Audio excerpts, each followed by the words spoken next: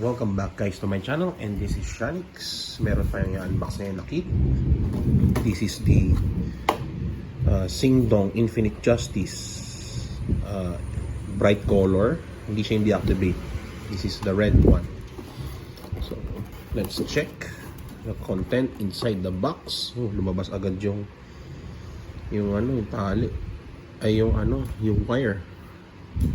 So okay, this is Xing, I think. Ayan. First, the manual.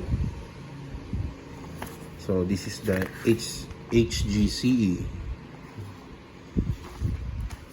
Straight copy from Bandai. Next, comes with decal sheet. This is water slide, not the dry transfer. So mas maigi kung gagamit kayo ng tweezers dito para may kabit nyo na maayos. Ilang bag ba ang laman ng box na to? 1, 2, 3, and 4.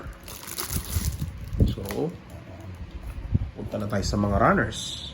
So ito na yung mga runners niya. By the way, may kasama pa siyang sticker sheet sa eyes, the camera, and the other parts of the kit.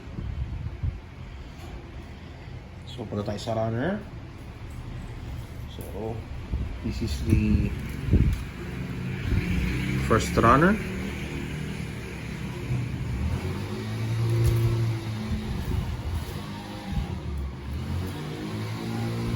And check nyo na lang guys.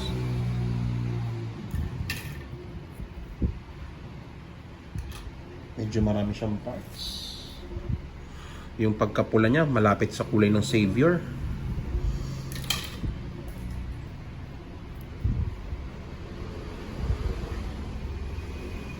The plastic quality is very good.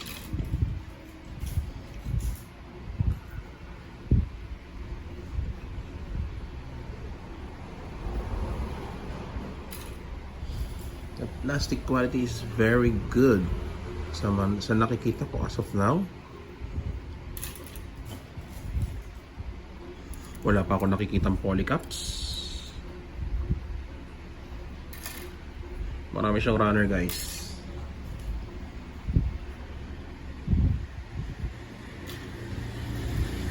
Effect parts, another effect parts sa mga beam saber or other beams.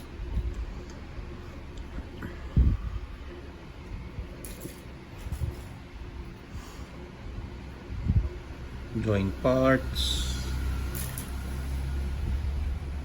Ito sa torso.